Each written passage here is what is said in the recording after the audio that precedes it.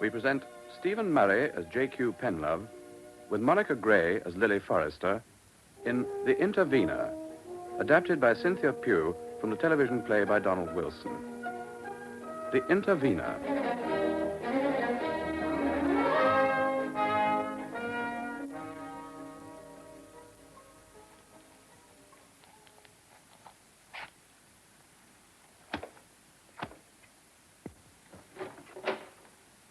Well, there you are, Mr. Penlove. You were right. Was I, Trumper? What about? Gardner and Consolidated Press. I've just had a call from Wilberforce. Settlement? So he says. I've no reason to doubt him. How much? Oh, to be agreed, of course. It won't be less than 6,000. Better not be. Mr. Gardner wanted 8. Mr. Gardner might get it, too, in court. On the other hand, he might not. We'll advise him to settle, yeah? You always do, Mr. Penlove. Not always. Mostly. Only if the offer's good enough. Now, look, Trumper, you and I know that any case taken to court is a gamble. Any jury case, that is. A good lawyer shouldn't advise his clients to gamble. I should hope not. All the same, I wish some newspaper baron would see fit to libel me. I'd smite him hip and thigh. And I'd advise you to settle. All this damned work. Trumper, it's a splendid afternoon, and Middlesex are at the Oval. Any more clients? Not today, Mr. Penlove. Write me a letter to Gardner. Tell him the news and what we advise. I'll sign it before I go. Very good. Trumper, put together all the papers on that Collindale property thing. I'll go over them tonight. Oh, this is your chess night. Oh, so it is. Oh, that can't be helped. I've got to do a case to counsel tomorrow. Oh, damn. No chess. Bad luck, Mr. Penlove.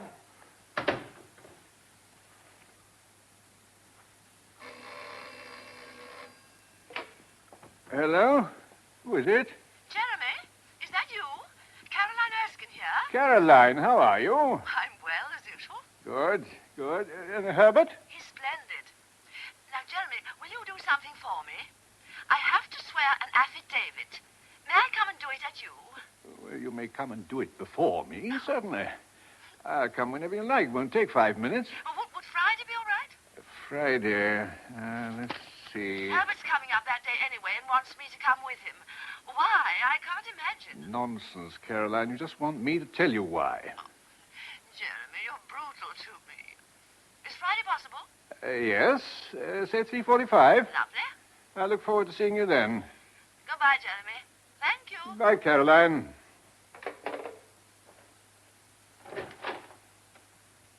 Yes? Mr. Penlove, excuse me. There's someone to see you. The client? Perhaps, sir. I don't know. It's a young lady. We don't know any young ladies. No, sir. Ever seen her before? No. Her name is Miss Lily Forrester. What does she want? She says she wants to see a lawyer. Oh, she's come to the right shop. Did she say why? No. Well, has she any kind of an introduction? She didn't say so. Why didn't you tell her to go away? Well, I don't exactly know, sir. Well, does she look rich? Influential? No. What then? What's she like? Poor, I think. Poorish, anyway. There's something about her. Must be. Innocence, perhaps. She seems, defeated. Innocence? Defeated? What extraordinary words for you to use. Well, I will see this unusual young lady. Open the door, Trumper. Very well, sir. Mr. Penlove will see you. Oh, thank you. Miss Forrester, how do you do? It's good of you to see me, Mr. Penlove. I need help, and so I thought... Well, lawyers don't help people, you know. At least not professionally. They sell them legal advice. However... That's what I mean. That's what I need. Well, I guess you better sit down and tell me all about it. Thank you. What is your full name, please? Lily Grace Forrester. Lily Grace Forrester. That's my maiden name. I use it now. You're married, then? I was. We were divorced 5 years ago. My husband's name is Philip Barron. I see. Philip Barron. And did he or did you? What? Oh, I get you. I divorced him. And you haven't remarried, I take it? That's right. Has he? Phil? I think so. Someone wrote and told me he had. Right. You've been out of London, then? Yes, ever since. I went abroad. I only got back a few days ago. And where are you living now? I've got lodgings in Kennington. You know, near the Oval. 27 Racegirdle Street. Racegirdle Street, Kennington. Any particular reason for choosing that district? No, except I was born near there. My father was a pro cricketer. Not Forrester C.J. That's right. Well, to think you're the daughter of Forrester C.J. Sorry, 11/90/22/39. Many's the time I saw him in action. Me too. You used to watch him, yes? Of course I did. I was the only one, you see. No boys for him to coach along. Oh, pity. Oh, he was a fine bowler. Very fine bowler. I played 5 innings against Surrey. You did? Who for? Middlesex. Amateur, of course, and pretty well down in the order. Only 3 seasons, and I was caught up in the law. I remember your father. Well, I ought to. He took my wicket 4 times. Same ball each time, too. Late-out swinger. Never learned to leave it alone. You couldn't have remembered... No, of course not. You were scarcely born. Well, Forrester C.J. Oh, there was a man that really bowled his heart out. That's right. It killed him. Oh, I forgot about that. I'm sorry. That's all right. Oh, I mustn't forget you came to me for advice. By the way, why me? I sort of stuck a pin in you. What? You know, like racing. Oh. I was going round all these lawyers' names on the boards, and suddenly I saw J.Q. Penlove. I'd never seen the name Q before. Perhaps that was it. Extraordinary. What does it stand for? Quentin. Damn silly, isn't it? But they don't call you that. My first name's Jeremy. Will you smoke a cigarette? Thank you. Thanks. Now then, what can I do for you? It's about my divorce. Well, that's 5 years ago, you said. Was there anything irregular about it? Oh, no, nothing. Only I've never had any money from Phil. No alimony. You mean maintenance?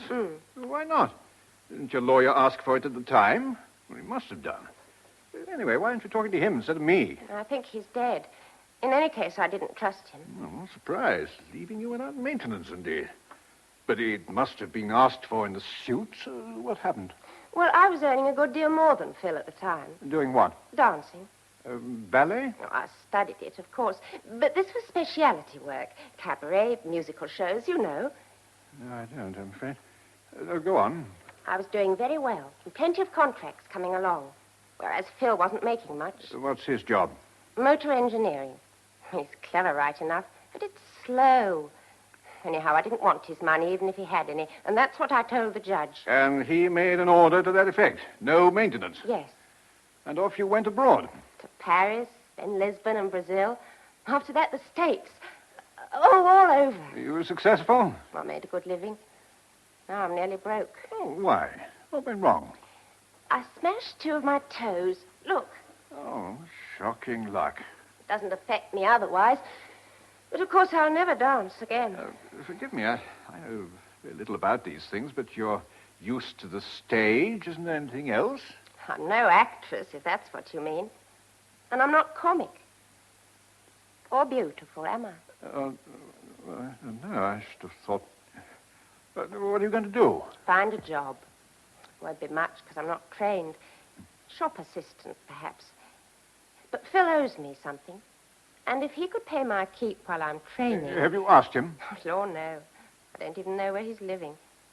In any case, you don't ask Phil to pay. You have to make him. That's why I've come to you. I see. Well, Miss Forrester, I'd like to help you, if only for your father's sake. Thank you. But this is a one-man firm. I deal in the duller side of the law, conveyancing, probate, and so on. The occasional civil case. I know little about divorce. I thought lawyers knew everything. Oh, on the contrary, like dancers, we specialize. But my impression is that when a judge makes an order as to maintenance, it is irrevocable. That means no one can alter it.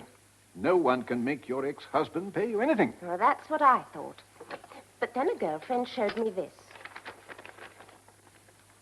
It's about a thing called the Matrimonial Causes Bracket, Property and Maintenance Bracket Act of 1958. Well, heavens. Hello. Here you are. Thank you. Thank you very much. The Act will come into force on 1st of January 1959. So valuable the benefits it will confer that lawyers everywhere are calling it the Wives' Magna Carta. Well, here's one that isn't, but he hasn't heard of it. Well, I suppose I have, but we've never had a case. Wives' Magna Carta, no less. Is it any good? Oh, I don't know. Well, it might be. Well, it just might be. Look, we must go into this for you. May take a day or two. I don't mind. Excuse me, Mr. Penlove. Your taxi will be here in 5 minutes. Meantime, here's the letter you asked me. Give it to me, Trumper. I'll sign it with the others. Now, listen. I want you to find out all you can about the Matrimonial Causes, Property and Maintenance Act of 58. Orders made under it or decisions on it since January 59. Do you want to see the act itself? Certainly. But above all, I want to know whether it applies to divorces granted prior to 1959. Say 1956? 1956, Trumper. Very good, Mr. Penlove. Is there anything else?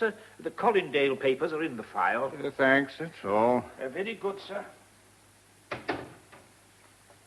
Excuse me, just 2 minutes, please, while I sign these. Of course. Seen any cricket since you came back, Miss Forrester? No, I haven't been able to. Oh, silly of me, how could you? I expect you missed it over there in Brazil and so on. In the States, too. Though, here they play a bit in Connecticut. Or was it Massachusetts? Nobody told me about that. No, I wouldn't. Nothing but blasted baseball. There's a well-named sport. You're still keen, though. Me? Yes. Good girl. As a matter of fact, I thought of calling in at the Oval on my way home. It's an early finish and probably exciting. You care to come? Oh, I'd just love to. Thanks. Good. Good night, you Trumper. See you in the morning. Good night, Mr. Penlove. Come along, then. If we're quick, we'll see the last hour of the match. Oh, thanks very much. That will be nice.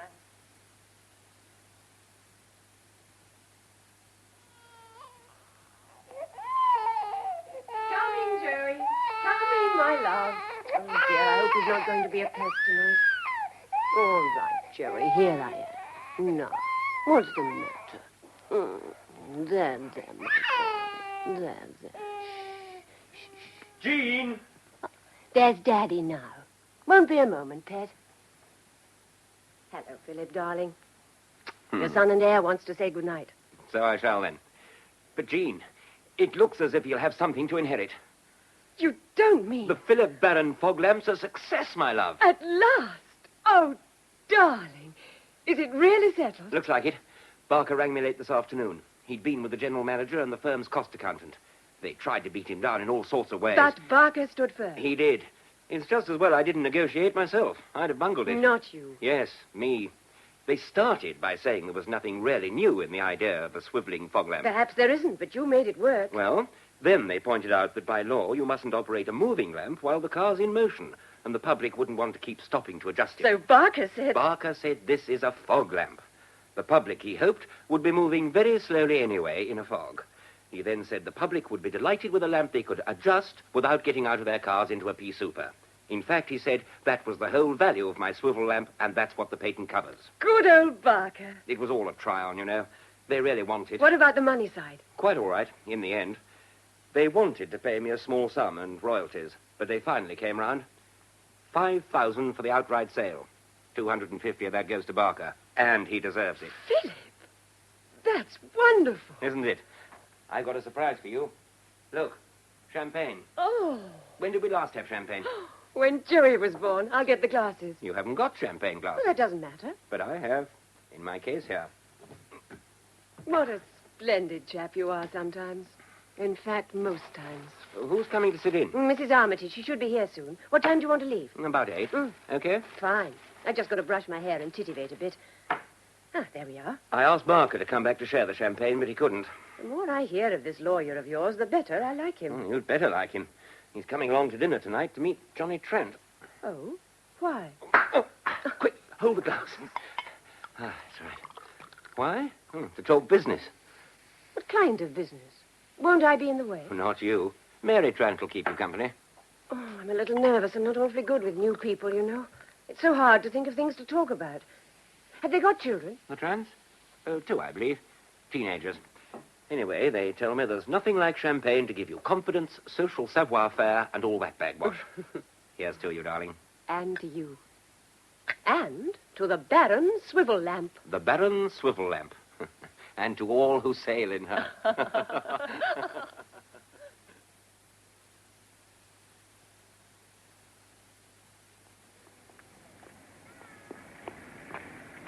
And so you think that if Bassett had declared earlier... Well, 40 minutes earlier. Say tea time yesterday. Oh, yeah. Surrey would have won. Surrey might have lost. Well, they might. That's the game, isn't it? An amateur captain would have declared. Bassett's a pro. Here we are.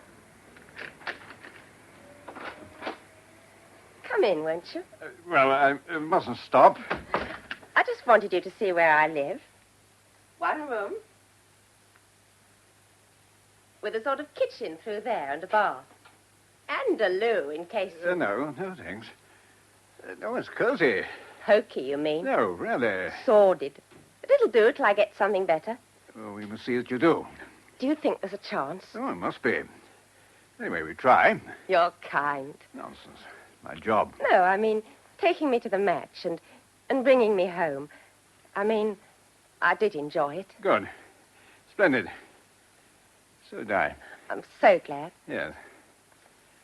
Now, let's see. You better give me till Friday. Will you come to my office? Say 4 o'clock? Okay. Good. Well, good evening to you. Goodbye. And thanks again. So far, so good.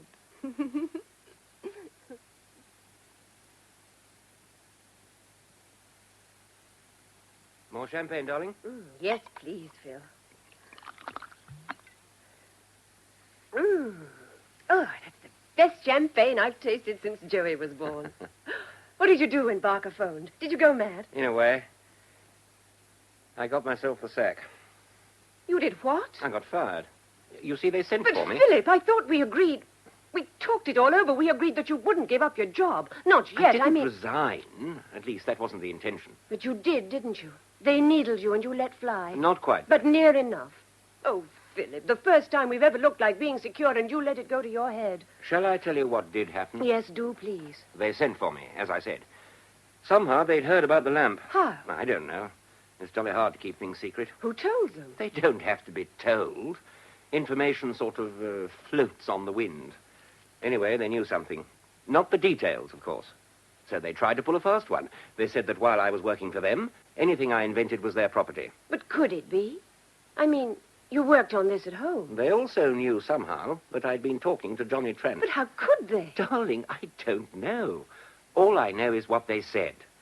They demanded full details of the lamp and full rights in the patent. They were prepared to be generous. Oh, yes. Some ex gratia payment would doubtless come my way. About £100, I should think. Philip, have they got the right to do that? Thank God, no. I checked afterwards with Barker. Are you sure? He's sure. I've no service agreement, so there's nothing on paper. They can't touch me, and I don't owe them a thing. You had a good job. Yes. And now I've got £5,000. And before the evening's over, I'll be Johnny Trent's junior partner with an investment of $4,500 in the business. But no job at $1,600 a year. What did you say to them? I told them to stuff it. Barker says I was right. I'm not sure I'm as fond of Barker as I was. You and I agreed that if this came off, you'd wait and... But didn't you take in what I was saying? I didn't have a choice, darling. I had to make a decision. Johnny Trent won't wait, so it was now or never. And this chance is just what I've been looking for. So you're out of work, and all the money goes into Trent's engineering business. What do we live on? I'll draw a salary, of course, just as Johnny does. How much? That's still to be settled. About 900 to start with. 900? Plus my share of the profits. If there are any. There will be. It's a sound little business, and we'll make it grow. Just watch us.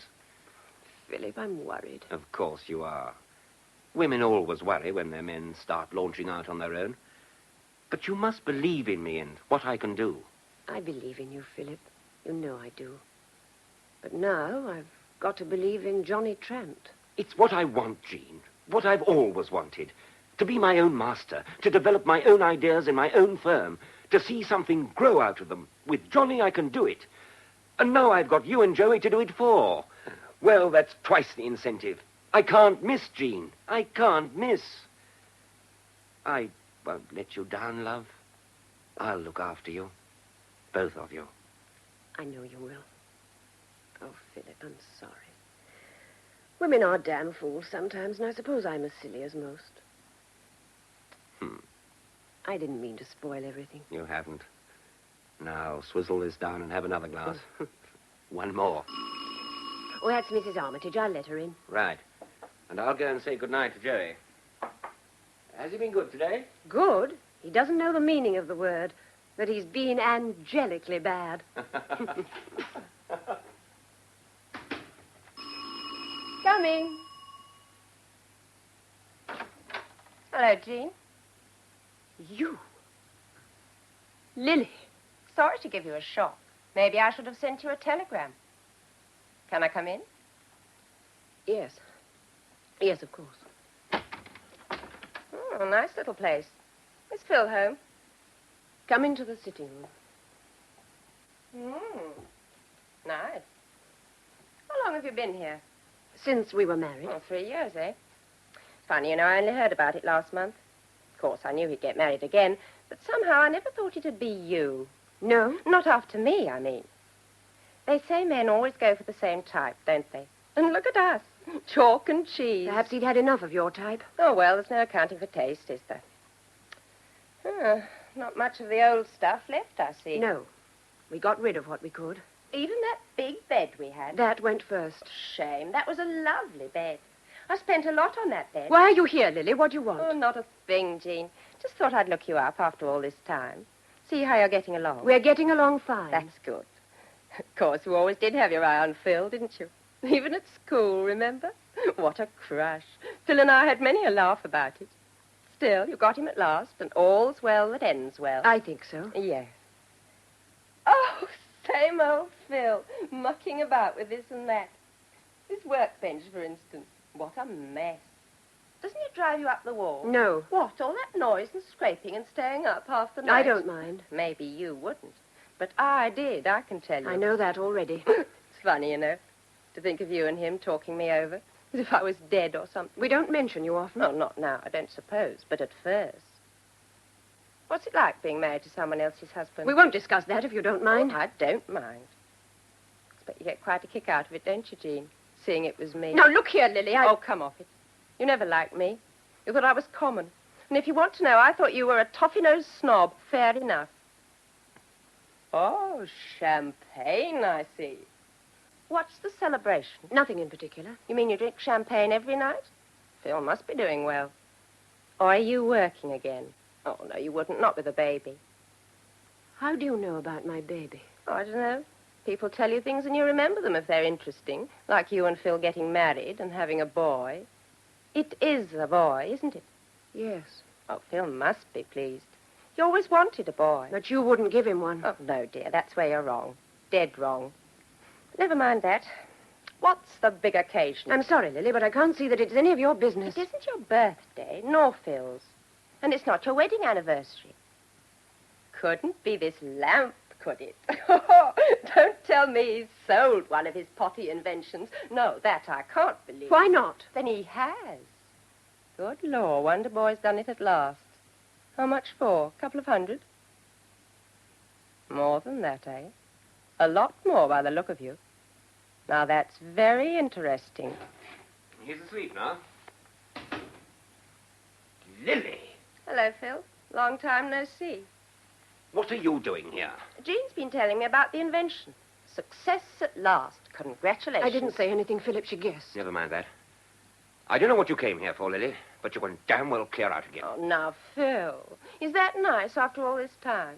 After I've climbed up all those stairs just to see you? You heard what I said. Get out of here. I remember you saying that once before, and I went.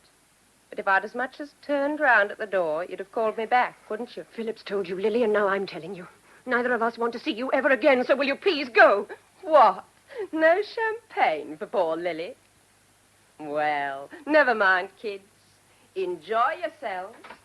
Have a good time while you can. Oh, Philip. Oh, Philip, that was awful. Why did she come? I don't know, my darling, but she's gone now. You're shaking. Calm down now. It's all right. I'm shaking with rage. How dare she come here? Quiet, Jean. Don't worry. I can't help it. I'm not used to hating people or being horrible to them. You only said what you had to say, and so did I. Yes, you did, Philip. Oh, I'm so glad you spoke straight out. Well, I wasn't going to have her walking in here like that, as if we were old friends or something. Damn cheek. Is that all it was? What do you mean? I don't quite know, but, well, you remember what Lily was. I'm not likely to forget. No, poor Philip. What I mean is that she was never impulsive. She never did anything on the spur of the moment. She calculated. And then what she did was always what was best for Lily. You can say that again. It was the same at school. We all got into mischief, Lily most of all, but she never got found out. She always had an alibi, and butter wouldn't melt in her mouth. And she looked like an angel. The mistresses adored her. She used to tell us about it and laugh. How I loathed her. Not more than I do. Are you sure? After what she did to me. Oh, I know you couldn't possibly like her. I don't believe you ever did, really, but you had a dreadful passion for her. I wouldn't deny that, Jean. Even after she and I were married, my knees used to shake if I just saw her across the room. But that's gone. Thank God that's all gone. Oh, Philip. Oh, just to hear you say it. So that's what bothered you. You seriously thought that after 3 years with you... Do you think I don't know what I've got? You and Joey and all this? It'd take more than Lily. Bring them all on. Bridget Bardot, Marilyn Monroe, the lot. I wouldn't open the door to any of them. You protest too much, darling. But I believe you. And if that's so, there's nothing she can do, is there? She can't touch us. She'd better not try. But I'd still like to know why she came. Curiosity, that's all. Sheer bitchy curiosity. She hoped we'd be living in squalor with a bailiff under the bed. Well, I hope she's satisfied. I swear by Almighty God that this is my name and handwriting, and that the contents of this my affidavit are true. There now. Was that all right, Jeremy? Admirable, Caroline. And now, may I have 5 shillings, please? What? You're joking. Oh, on the contrary, swearing in a lawyer's office is purely a cash transaction. Gracious. Oh, it's a sensible arrangement, after all. You're not allowed to swear affidavits before your own lawyer. But if we started sending round accounts for 5 bob, we'd end up paying them all ourselves. I see the point. There you are. 2 half-crowns. Thank you. Nice to see you, Caroline. How's old Herbert? Getting older. Oh, aren't we all? Oh, that's a pretty speech, I must say. Oh, you don't change. Too late, Jeremy. Too late. No, I mean it. You were a pretty girl, now you're a pretty woman. That's the only difference. Vive la différence? I don't think so. You regret your youth? Don't you? I never really thought about it. But no. No, I don't. I enjoy life. Enjoy it, nonsense. You potter through it like a canal boat. You do a little work. Not too much. Not too much. You stroll to your club, dine out occasionally. Not too often. And go and watch that dreary cricket. I play chess, once a week. Exactly. And you call that enjoying life? No passions, no storms, no drama. God forbid. You astonish me. You always have. Oh? Yes, because there's more to you than you ever let anyone see. You flatter me. Rubbish. You're capable of fun and excitement and emotion. You're not a mouse, not really. You're a man. I ought to know. Now, Caroline. All right, but it's true. You should get married. No. Well, why not? It'll make some good woman very unhappy. I dare say, but even that's better than... Oh, I don't know. I would have married you if you'd asked me. You know that, don't you? Do I? Of course you do. Why didn't you ask me? Oh, I'm not the marrying kind. Jeremy, what nonsense. Everybody's the marrying kind.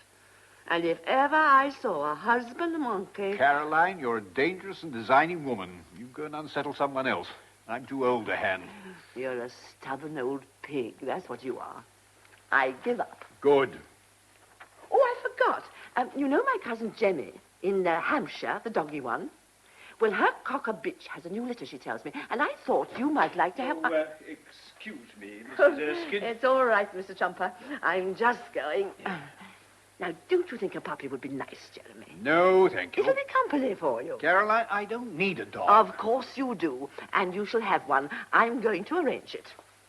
Now, come and see us soon. Dine with us next week. Tuesday, 8 o'clock. Lovely. Oh, thank you. I'll find my own way out, Mr. Jumper. Goodbye, Jeremy. Goodbye, Caroline. Well, Trumper? The Forrester papers, Mr. Penlove. Thank you. And Miss Forrester? She hasn't arrived yet. Oh, she's late. Oh, hardly. It's just on 4. Will you take your tea now? I think not. When Miss Forrester... Oh, here she is. Can I come in? Hello. Please do. You're limping. What's the matter? Oh, another accident. No, nothing like that. It's just that when I get tired, my foot... Oh, now, come sit down. Trumper, would you get some tea, please? Lots of tea and some cakes. Yes, Mr. Penlove. Cakes. You like tea, I'm sure. I'm dying for a cup. Oh, that's better. Could I have a cigarette, please? Yes, of course. Here you are. Thanks. Thank you. Now, what have you been up to? Looking for a job. Any luck? Not much. What have you tried? Agencies mostly. Theatrical, photographic, people I used to know. Now they don't want to know me. Why not? Well, that's how it goes in our profession. When you're up, there's nothing too good for you. And when you're down the drain. And like I said, I can't do my real job anymore, so... What about the photographic side? Well, nowadays, I'm the wrong shape. I don't believe it. Honestly, wrong shape all over. You've got to have eyes like this. Doe eyes, they call them. Call them what?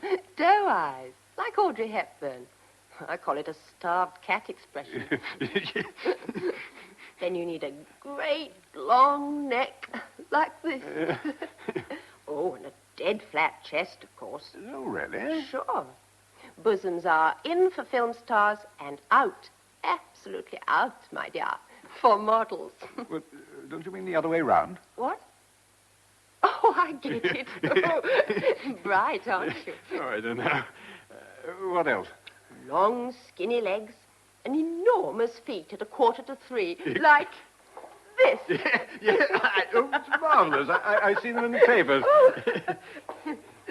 Yes, it's not exactly me, is it? You take it all very well, I must say. Oh, no use moaning, especially to you, when you're being so good to me. Oh, well, now. Ah, tea. Thank you, Trumper. Am I to pour out? If you will. 1 lump and no milk for me. Enough cakes, Miss Forrester? Far too many. If I eat that lot, I'll never make the glossies, will I? The starved cat look, remember? Will that be all, Mr. Penlove? Yes, thanks, Trumper. Perhaps we should get down to business. All right. Did you find out about that matrimonial act thing? Yes, and I think you have a case. Do you really? Here's your tea. Oh, thank you. Yes, I really think so. The real problem was whether the 1958 Act was retrospective. What's that? Whether you could apply it now to a divorce granted in 1956, as yours was. I see. Does it? Well, the Act itself is a little, a little ambiguous on the point. And the divorce experts I consulted couldn't give me a firm answer. So what did you do? I know by the look on your face you did something. Well, I had a word on the telephone with a friend of mine, a leading counsel. That's a barrister. Yes. He very kindly directed my attention to a case decided last January, Brown versus Brown. It was broadly on the same point. The circumstances were complicated, but part of the decision was the effect that the new rules could be applied where the divorce had taken place in 1956. And that makes, what do they call it? A precedent. Possibly. Very likely, in fact. Good. He also pointed out that the 1958 Act only applies if the wife had included an application for maintenance in her original petition. But I refused. You did, in court, and his lordship ordered accordingly. Then I'm stumped. No, not at all. Right foot well behind the popping crease. Thanks to your lawyer. He applied for maintenance, sensible chap. What you declared in court doesn't affect that. Whew. I take back all I said about him. Yeah, so you might. But since he's been dead for 2 years... How did you know all that? I spoke to his firm. No, I mean about what happened. Well, it's all in the court record. I see. Does it say everything in the record? Yeah, everything to do with the divorce. About Phil's... His unfaithfulness, yes. And not letting you have a baby. You wanted one, didn't you? Yes, I wanted one, all right. Oh, well, bags of time for that. What do we do now? Hmm? Oh, well, we're writing your husband a letter through his solicitor. A purely formal letter, enclosing a notice of application to vary maintenance and stating that we propose to file an affidavit on your behalf setting out the change in your circumstances. Oh, Lord. Anything wrong? No, not really. It's just that all that solemn sort of talk. Well, it's dull, I agree, but necessary. It's the way we have to express things. Oh, I know that, and I'm grateful to you, honestly I am. But... What is it, Miss Forrester? What's the matter? Miss Forrester, you see? It's all so old and hidebound. Well, I'll call you Lily if it helps at all. Well, it's something. You're a remarkable girl, aren't you? When you fail to get a job, you're as merry as can be, and then Mr. suddenly... Penlove, will you take me out again? More cricket? Yes, all right. Cricket if you like. A walk round Battersea Park. I don't care. Anything, anywhere. I'm lonely. You're lonely? Well, how can that be? I don't know anybody. And the people I do know I wouldn't be seen dead with. Will you? Well, why not? I've got tickets for the test at Lord's tomorrow. Do you want to come? Yes, please. Splendid. I'll meet you at 11 at the Grace Gates, and we'll... Sarge, Grace is your middle name, isn't it? Yes. Your father's idea? He wanted to call me Hobbs. Oh. But Mum wouldn't have it. Well, you can't call a girl Hobbs, can you? No, Grace is certainly prettier. More appropriate. Now then, let's get on with this.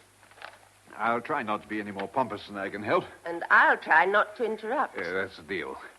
Now, for the purpose of this completely formal letter...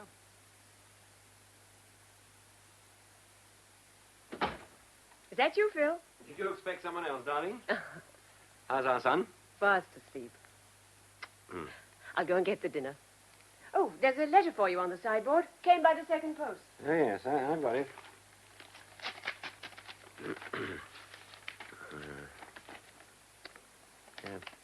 Baron, I'm afraid I've got bad news for you. The attempt for this solicitor this morning, I'm saying. Oh, no. Jean, here a minute. Quietly, darling. You wake Joey. Phil, what is it? It's from Barker. Oh, dear. About the lamp. About Johnny Trent. No. Listen. Dear Baron, I'm afraid I've got bad news for you. The attached registered letter arrived this morning, and I'm sending it on immediately, having formally acknowledged it. Unfortunately, I'm away this weekend and won't be back till Monday. Ring me at the office and we'll meet. Yours sincerely. P.S.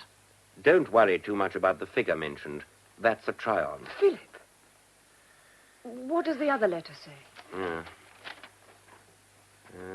J.Q. Penlove, incorporating Spencer Woodhouse and Sons, Lincoln's Inn.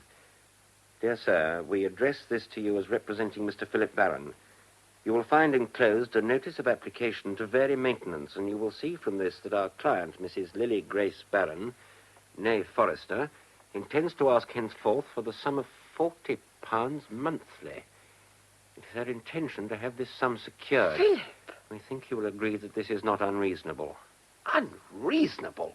Good God. Oh, darling. We propose to file on her behalf an affidavit of means setting out the change in her circumstances which give rise to this application. No doubt you will advise your client that he may file evidence in reply unless, as we hope is the case, he is prepared to agree to the sum mentioned, in which case the matter could proceed amicably by way of a consent summons. Yours faithfully, J.Q. Penlove. Let me see that. £40 a month. So that's why Lily came here, to spy out the land. I said she never did anything without a reason. But, Philip, can they do this? No, they can't. And I'll tell you why they can't. I asked about it at the time, because I wanted to know just where I stood. I told you, remember? Not awfully well. Oh, yes, you do. I agreed to let Lily divorce me instead of the other way about. You wouldn't have done it if I'd been around. Well, you weren't, and I did. Why did you? Because you were still in love with her? No, well, I don't know. Anyhow, it was arranged. I cooked up the evidence. I remember that bit. You sitting up all night in some ghastly hotel with some ghastly woman you picked up. Oh, she wasn't so bad. She just needed the £5. Oh, really, Philip? And the condition was that Lily wouldn't ask for any money. And she didn't? No. Her lawyer asked for it, and I had a bad moment.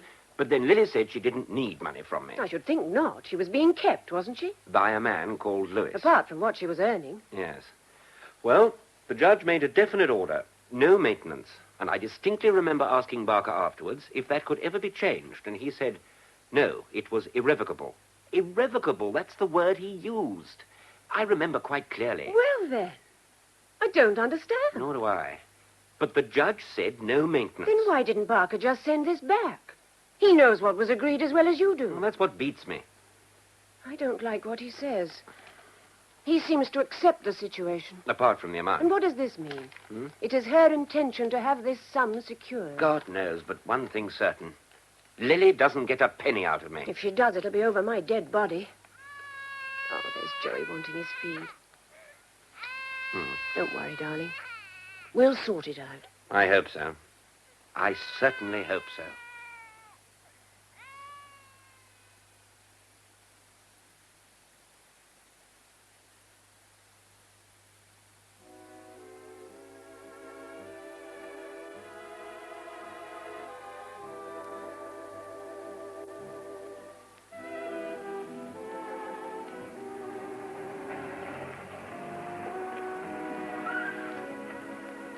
Now, I wonder who that can be. Better comb my hair. Bit of lipstick. Yeah. I look all right. Who is it? May I come in? Why, of course. Oh, beg your pardon. I didn't think you'd be in bed. I don't mind. Come on in and shut the door. I shouldn't have come here so late, Oh, it's but... not late. Well, not very late, anyway. I'm glad to see you. Thank you. Why didn't you meet me this morning? Have you come all this way to ask me that? Yes. Well, no, not exactly. I was... Do you want to sit down? Oh, you can stand if you like. Yes, I'd rather. I was worried about you. When you didn't arrive at 11... How long did you wait? How long? Well, I don't know. About an hour. An hour. Then what? So perhaps I missed you somehow. So? So I wandered round. Couldn't see you anywhere. That's not surprising. No, devil of a crowd, all milling about. And anyway, I wasn't there, was I? No, you weren't. Why not? Then what did you do? Well, I had a drink, had some lunch, and watched the cricket. How was it? Boring. Boring? A test match? Well, it seems so to me. I walked and sat with my friends, old friends, men I've known for years. We always talk about the same things when we meet. It's pleasant, you know. We reminisce. Remember old so-and-so, stonewaller for 15 years, gets into the English 11, tries to hit a 6 off his first ball, bold nick and crop, never picked again. That sort of thing. But today it's going on all round me just as usual, but I wasn't there. It was like being in a different dimension. I could see and hear everything, but I felt that nobody could see me. It was disconcerting. So what did you do? I went home. Tried to settle down to some work, but it wasn't any good. I kept wondering why you hadn't met me. I'm not a fool. I realized you might have 10 better things to do. Probably something more interesting had come up. But then I remembered your saying that you were lonely. I persuaded myself that you hadn't just stood me up. There was something had gone wrong somehow. So I came to find out. I was hoping you would. Yes? Look, something did happen. Only my stupid foot. It was giving me jip this morning. I couldn't face walking to the tube and everything. Of course. And I couldn't let you know, you see. Well, I should have thought of that. How is it now? My foot? Oh, much better. Good. Good. Come and sit down. No. Here, on the bed. Why did you really come here this evening? Honest now. You want me to tell you? Tell me. I couldn't face the night without seeing you. That's a good reason. I like it. What am I going to call you? Jeremy won't do. Oh, no. I'll call you Q. I love my love with a Q because he's so cute. Oh, cute.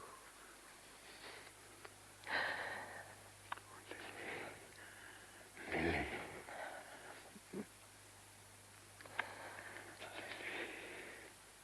Kiss me again, darling.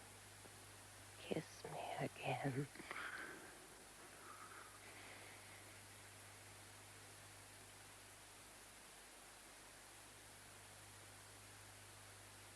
Philip? Hmm? Darling, aren't you coming up to bed? Are you all right, Philip? I'm okay. Oh, fine. I woke up and thought you were in here worrying about that beastly letter. You're not, are you? No? No. Look, Jean, I've had an idea for a modification. You know, the difficulty with a single fog lamp is that either you have to concentrate on the road verge or on the cat's eyes in the middle. But if you could have a double beam, a split beam adjustable to the varying widths of different roads, see what I mean? Yes, darling. Tell me about it tomorrow, You're a marvelous man. Don't stay up too late, will you? No, that's all right. 180 degrees. Just 90. About 10 degrees in the spectrum.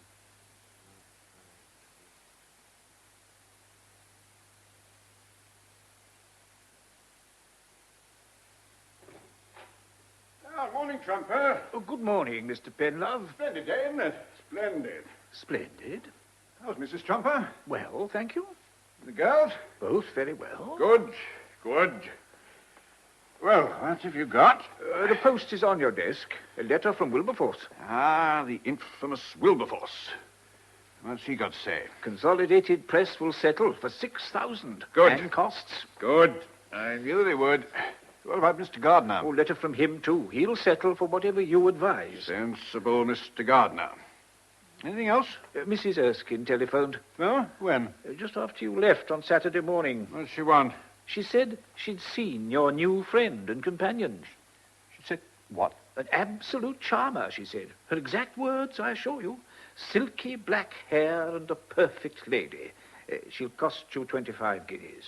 Of course, the Cocker Spaniel. Now, look here, Trump. I don't want a dog. We'll have to stop this. I tried to put her off, but she was most insistent that I telephoned you because someone else was after the spaniel. So I did. When? I was at Lord's all day. Well, I knew that, of course, so I rang you in the evening. More than once. You did you? But since you were out and probably going to be late, I decided not to bother you yesterday, being Sunday. Just consider it. The dog, I judged, could wait. You judged right. It can wait forever. All right, Trumper, thank you. I'll go through the post. First appointment at 10:30. Colonel Macaulay. Let's see now. Yes, sir, we are writing to acknowledge your registered letter of today's date, which we have forwarded to our client, Mr. Phillip Barron. Silky. Perfect lily. Our client, Mr. Philip Barron. We've noted that Mrs. Barron intends to apply for variation and maintenance and will inform you after steps he intends to take in the matter. Yours, etc., J.V. Barker. But, Mr. Barker, it's monstrous. Are you telling us they can pass a law affecting something that happened 5 years ago? I didn't say exactly that. That's what it sounded like to me. Jean. You must forgive me, Mrs. Barron, but if we're going to make a decision on the best action to take, we must try to be precise about where we stand. We must look calmly at the situation. You be calm, I can't. All I know is that through no fault of either of us, we're faced with a complete disaster. Hardly that, Mrs. Barron. Precisely that. If Philip had stayed in his old job, we might just have managed, though we'd have been poor. What with the baby and this flat and everything. Please, don't you think... But no! If Philip's got to pay all that money, we just can't manage. We shan't be able to... Jean, let Barker talk. He came here to advise us. Let him do it. I'm sorry. That's all right. It was just that suddenly when you told us about that damnable law... I quite understand, Mrs. Barron.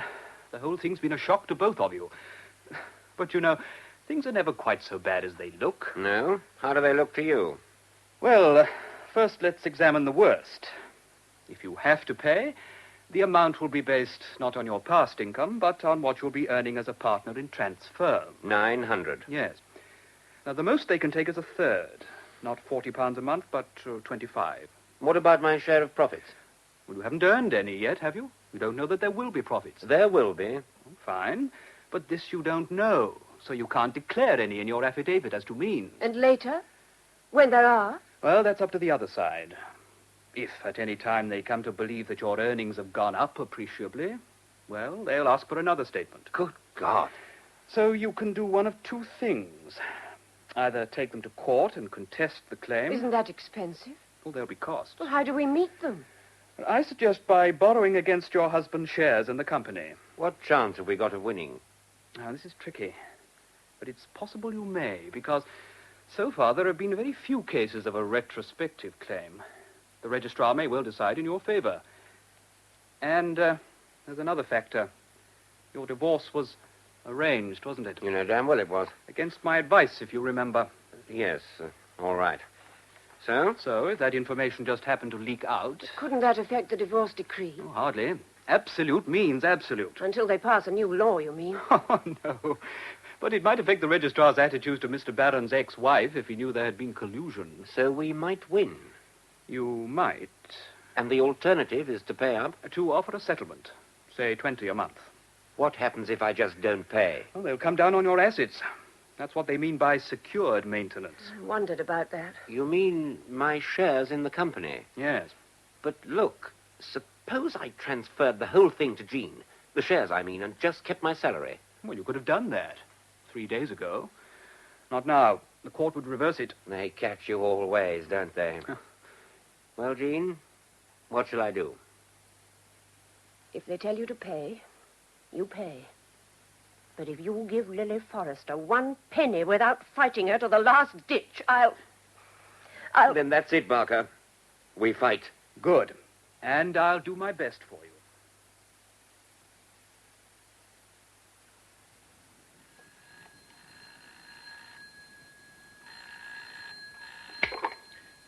Spencer Woodhouse. Oh, good afternoon, Mrs. Erskine. Oh, no, Mr. Penlove's engaged at the moment, I'm afraid. No message? Oh, very well, Mrs. Erskine. It's goodbye.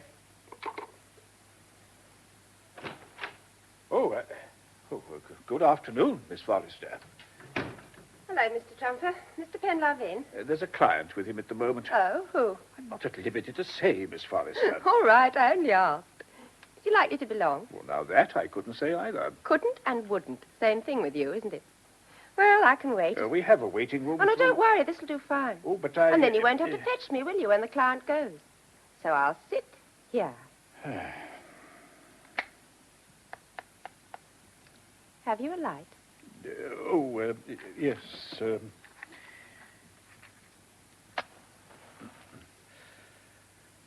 Thanks. You're married, aren't you? 27 years. Any kids? 2 daughters. I bet they're a handful. Hardly. Oh, why's that? Don't they take after their dad? I'm told they favor their mother. Well, that's nice for you. What do they do? One is married to a cost accountant. The other's at the London School of Economics. Golly. Miss Forrester.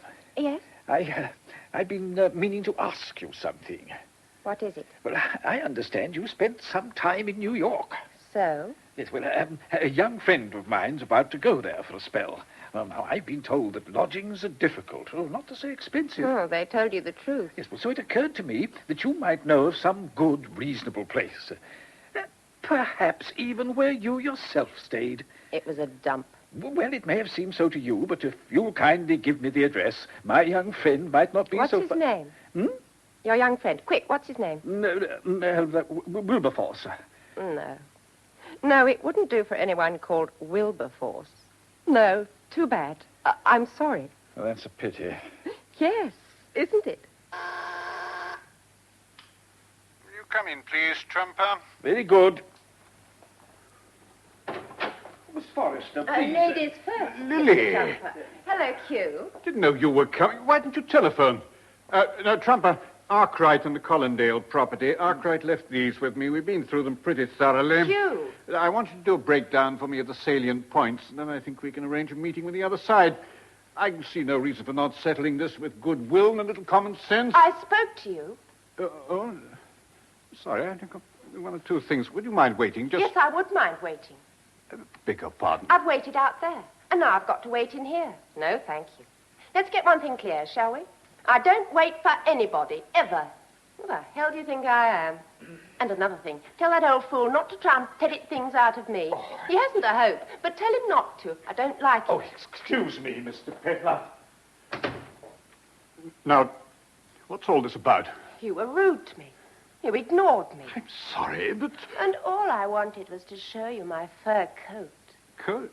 Oh, yes, the coat. Did you like it? Of course I do.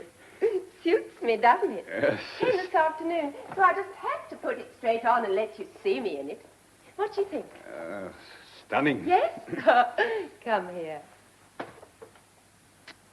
That's for my lovely coat.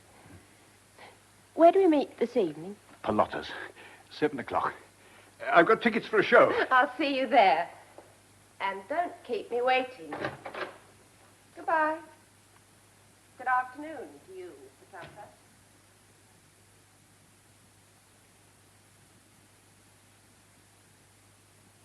Salt, pepper, soup spoons. I think that's everything. Jean? In here, darling. How'd it go today? Much as usual. Oh, you look tired, sweet. What about the Peterson order? Johnny's hopeful. We can do the job. And our price is competitive. But you're not so hopeful. Yes, I am. I think we'll get it. There's a slight modification I want to work out. How's Jay? Absolutely fine. Philip. Hmm? I hate to fuss you as soon as you come home. What is it? For 3 months now, we've tried to save £25 a month just to see if we could. Well? Do you know what we've got? £36, less than half. Is that all? That's all. Miserable, isn't it? Oh, I've cut down on everything possible. Truly, I have. I know. What are we going to do? There's only one thing. I went to see Mr. Sanderson today. What? Well, I thought it wouldn't do any harm to find out, and Phillip, he was terribly kind. In fact, he said it was manna from heaven. They just don't know where to find good secretaries. No. But listen, I'll get £12 a week and no Saturdays. £12, Phillip. Less tax. All right, but it'll close the gap. And what happens to Joey? I've thought of that. I can take him to Mrs. Armitage in the morning. Have you spoken to Well, her? I did sort of explore the ground, and she'll be You delighted. worked it all out, didn't you? Why didn't you tell me first? I wanted to see if it was possible. Well, it isn't. You must have known I'd never agree. But why? Lots of wives work. Not mine. If you remember, I used to have a wife that worked. Not again. Are you comparing me with Lily? Are you? Because if so, it's ungenerous of you and unfair. I don't want to do anything except look after you and Joey. Oh, Phillip, you must know that. But if my working means we don't have to leave here and live in a slum and starve and scrape, well then, I'll go out and work. You should have told me. I get suspicious, even of you. You must always tell me. I'm sorry, Jean. I didn't mean to be bloody-minded. That's all right. But there's no need to rush things. We may win the case, and if we don't, well, perhaps the Peterson contract will come through. Anything may happen. But let's face it all when the time comes. Yes? Yes. And for heaven's sake, stop worrying. I've told you about that before. Now, where's my supper, woman? I'm hungry. I never knew you when you weren't.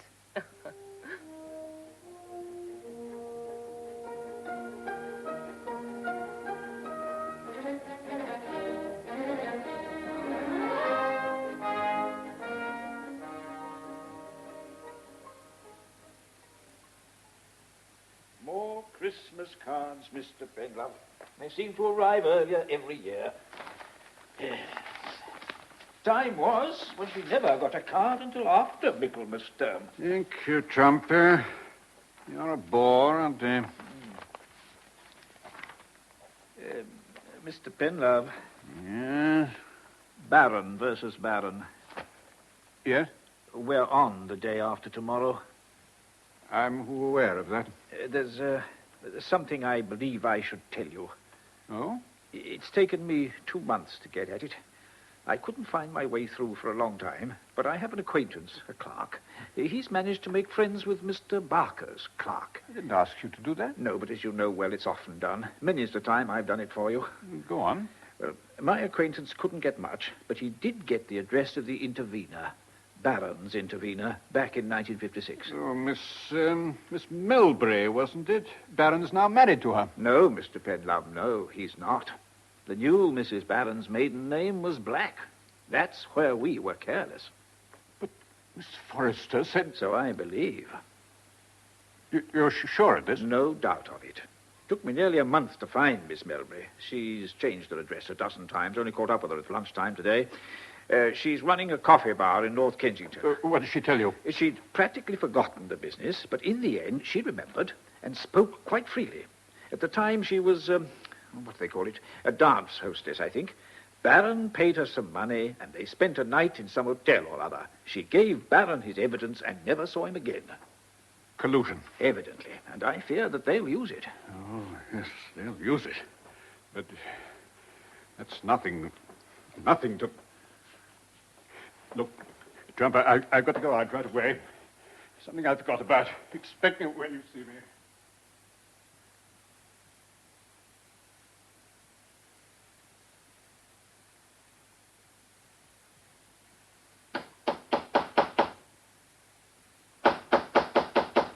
All right. Who is it? Oh, it's you. I wasn't expecting you. I know, but I thought we agreed you wouldn't come here unless I phoned you. this is urgent. Oh. Come in, then. Here, give me that umbrella. It's dripping all over the floor. I'll turn it in the grate. What's so urgent?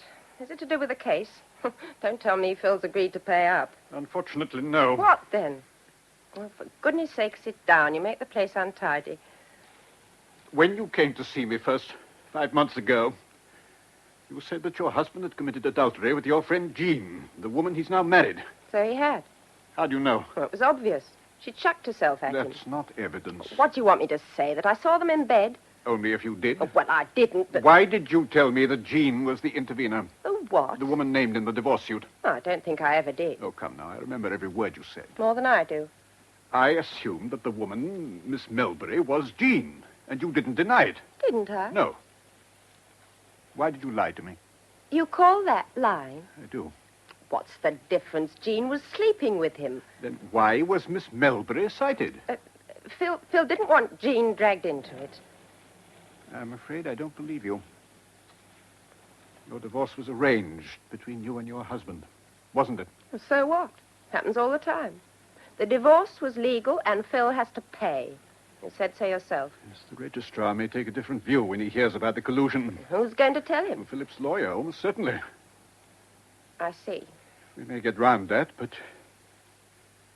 there's another question, even more important. What?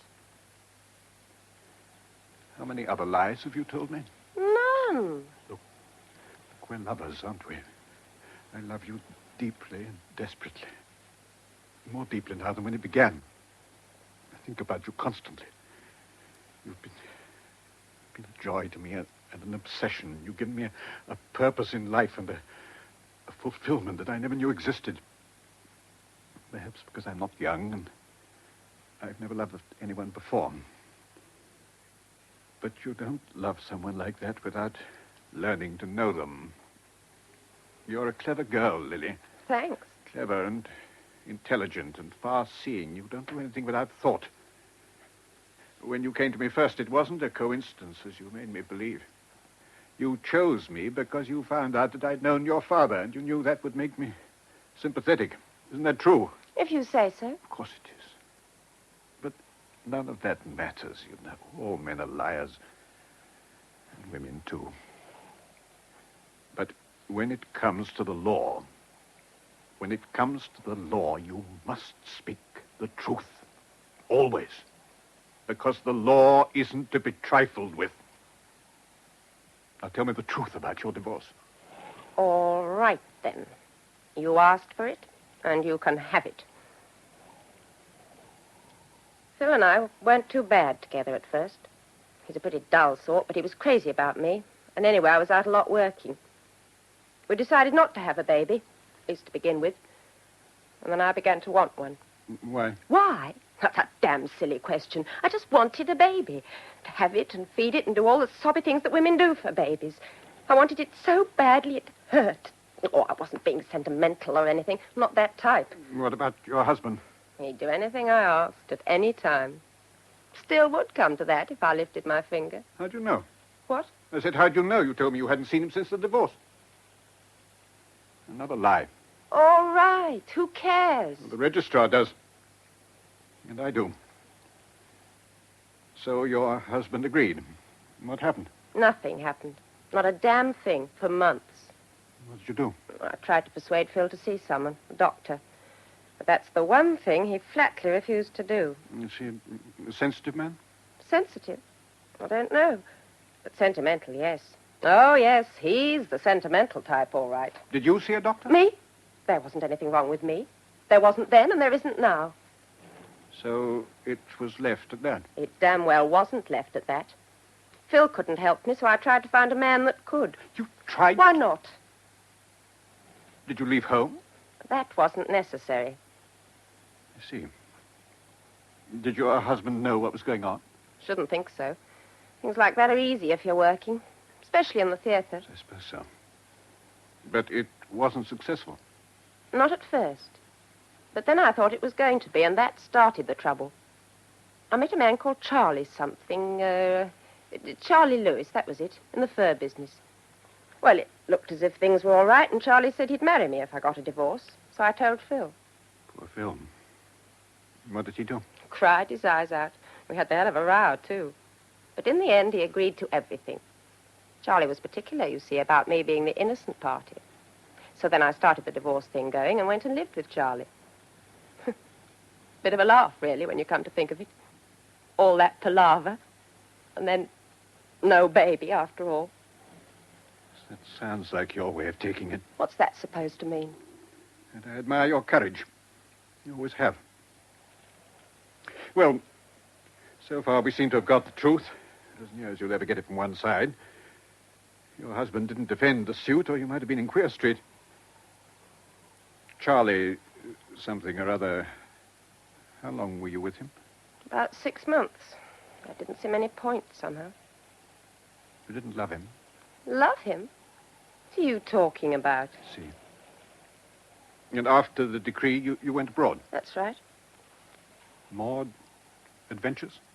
If you mean men, why don't you say so? Was Clive Boston one of them? Clive? The film actor. I mentioned his name once. You said you'd met him. Well, what if he was? Wasn't any different from the others. I'm sorry. Don't you pity me. All right. Now then, why did you start this claim for maintenance? The true reason, please. I told you. And I believed you, but I'm not sure that I do now. I know you better. You don't have to rely on a handout. You're too clever and too independent for that. And what is it, 7 or 8 pounds a week? It's not enough for a girl like you. So let's go on having the truth. You do ask for it, don't you? I must, Lily. Don't you see that? No, I don't. But you're right about one thing. I don't need the money. I've got plenty, and plenty more where that came from. Where did it come from? None of your damn business. I'll have to know sooner or later. Now, about the claim. If you don't need money... There are other things. Women like Jean, for instance. Women like Jean? Why Jean in particular? I'll tell you why. This friend of mine wrote and told me that Phil and Jean were married and had a baby. A baby, see? A fine boy, this friend says, 7.5 pounds. Do you know what I felt like? How do you think I liked that bit of news? Phil couldn't give me a baby. Not me. I can't do it, but she can. Like that, any time, no trouble. I could have killed her easily if I'd had the chance. And a filthy little brat. Do you understand that? Yes, I do now. I wouldn't have done an hour ago. Then you understand why she's got to suffer. Just a bit. Not as much as I have, but as much as I can make her. Because she can have children and you can't. Who says I can't? You said so. And all the doctors you've seen. I haven't? Well, of course you have. Do you think they don't know what they're talking about? They certainly don't. Stop being clever with me. Jean's going to pay. You mustn't do it. I won't let you. You won't let me. Clear it away, Lily, out of your mind. Start afresh. With me. I'll help you. I can, and I will. I'll look after you, and you'll never suffer like that again. I know I'm a good deal older than you are, but... You don't know me at all, do you?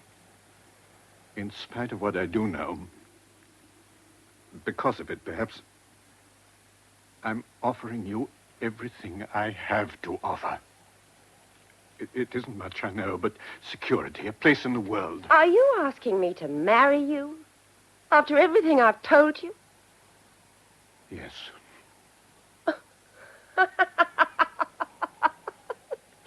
Marry you? Who do you think you are? You know who I am. You know that I love you. Love? What's this love you keep talking about? Do you think I let you come here because of love? I needed you for just one reason. Because you're a lawyer, a respectable lawyer. And now I've got you tied hand and foot. You're here because you've been useful to me, and don't you forget it. A part of the act, that's all. If I need love, what I call love, I'll go and find myself a man. A real man. You realize what you're doing? I think so. Like you said, I don't do things accidentally. Now go away, will you? Go away. Because I'm beginning to hate the sight of you. I see. Goodbye, then. Oh, hey! You forgot your umbrella. Oh, well. Let's have a cigarette.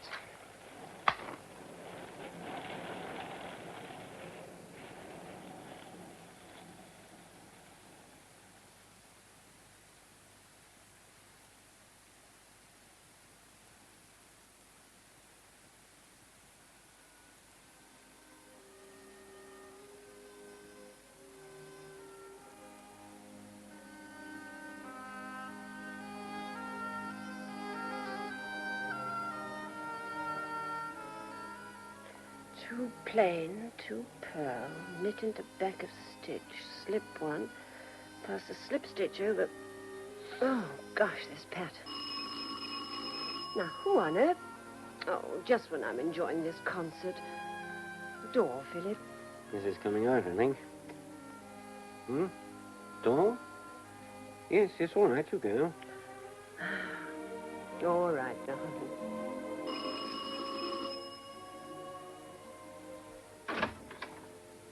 Good evening. You're Mrs. Barron? Yes. Good evening. Is your husband at home? I should like to see him, if I may. Yes, please come in. Thank you. Very kind. He's in the sitting room. Will you... No, thank you. I shan't keep him a moment. My name is Penlove. Oh. I'll fetch my husband.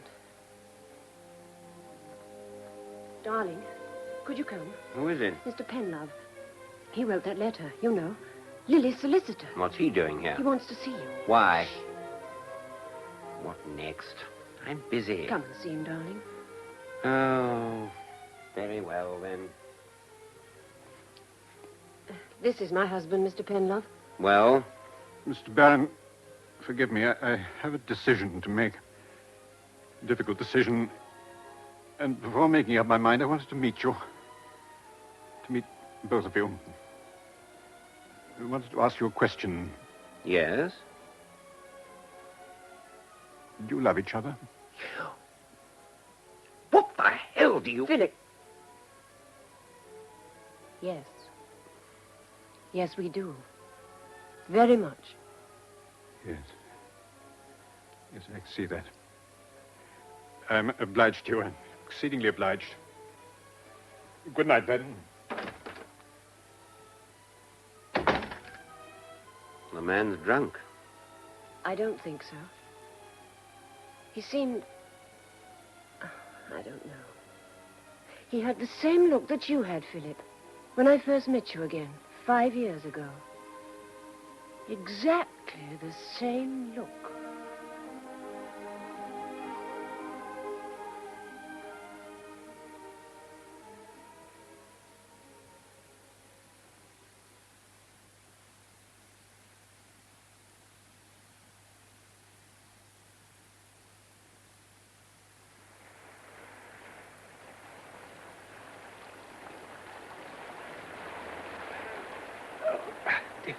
Dear me, I am late this morning. That wretched bus crawled all the way. Oh, this awful rain. But here I am at last. It's odd. I could have sworn the light was on in Mr. Penlove's room. But it is on. But he must have forgotten to put it out last night. I've never known him do a thing like that.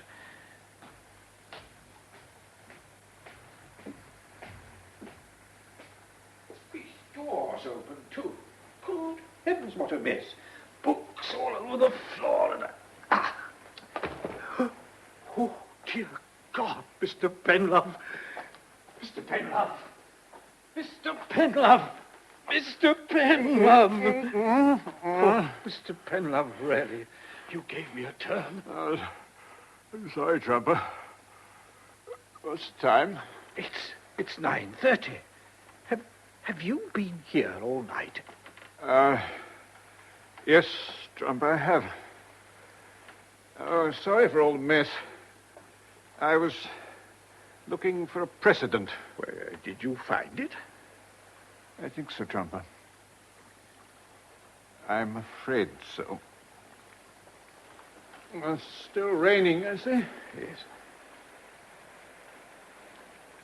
After all these years, Trumper, you're a better lawyer than I am. No, sir. Now, don't contradict me, you are.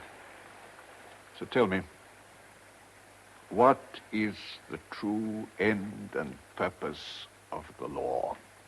Well, sir, when you come right down to it, the purpose of the law is to ensure that justice is done.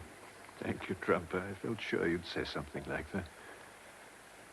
The difficulty, of course, is that justice as an idea is abstract, intangible. It often means different things to different people. Well, maybe, but the law is no better. It varies from country to country and from day to day as a new law supersedes the old. Consider, for example, the case of Baron versus Baron. Precisely the case I am considering. Until yesterday, I was acting for a lady whose motives seemed honorable. It appeared to me that she had both the law and justice on her side. It appears now that I was wrong. She is a liar and a cheat. No. Her motives are jealousy, malice, and hatred. Mr. Penlove, I'm sorry. There's more there, the trumper, than regret for a bad client. Mr. Penlove, I'm so sorry. Yes, you see everything, don't you? But you don't know everything. So you can't forgive. And there's the law for you. What do you propose to do? Before I fell asleep, about an hour ago, I telephoned Miss Forrester. She's coming here. Oh, but you must withdraw from the case. You shall see. Oh, but... here is Miss Forrester now. I'll go and see to the post.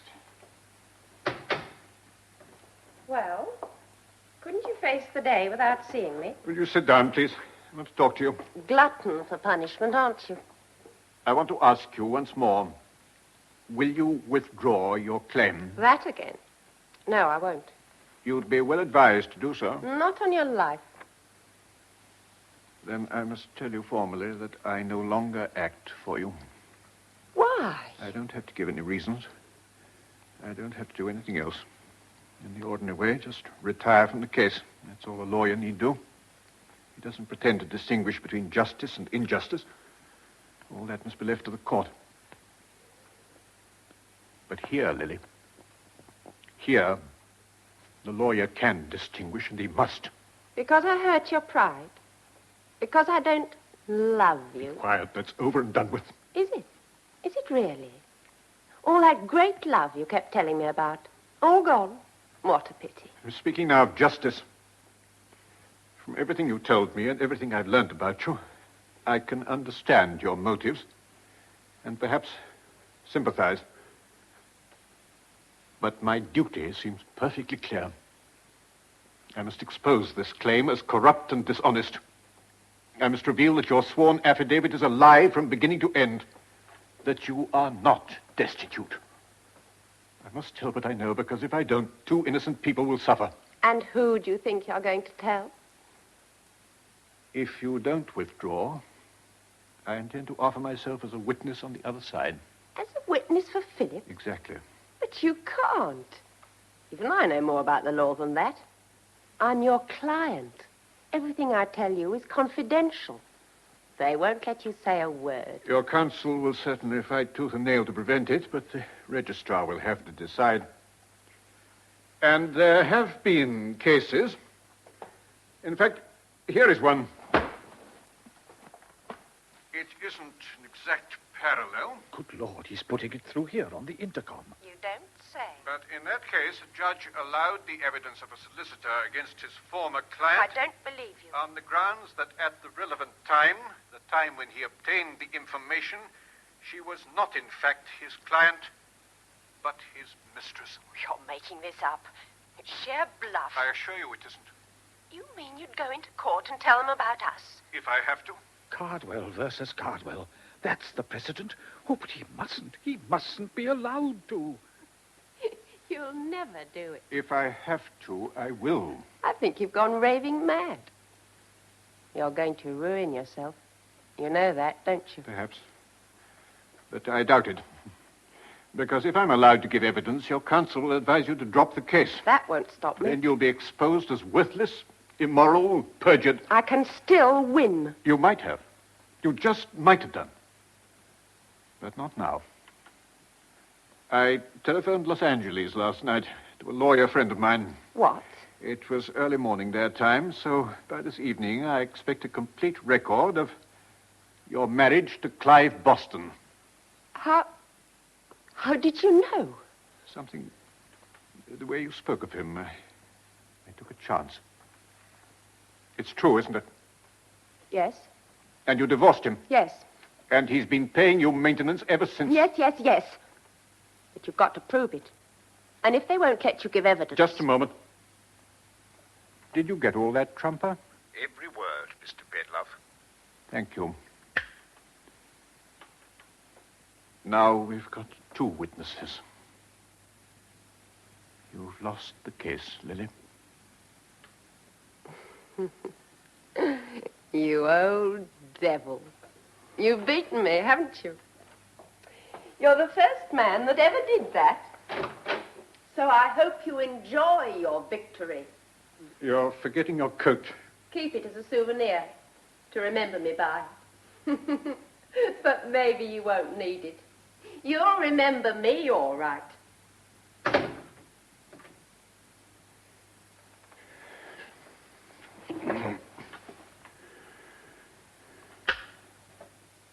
Yes, Mr. Penlove? Will you please telephone Mr. Barker? Tell him that we withdraw our case.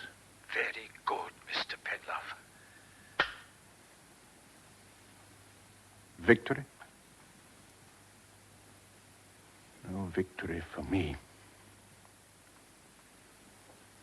But I'll remember you, Lily.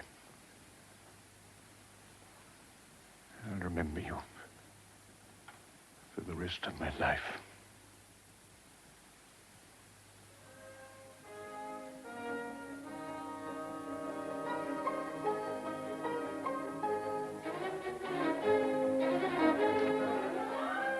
That was Stephen Murray as J.Q. Penlove, with Monica Gray as Lily Forrester, in The Intervener by Donald Wilson.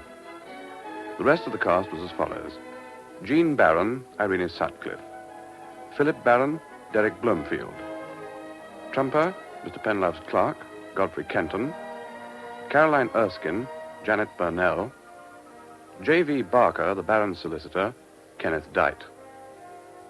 The production was by Audrey Cameron.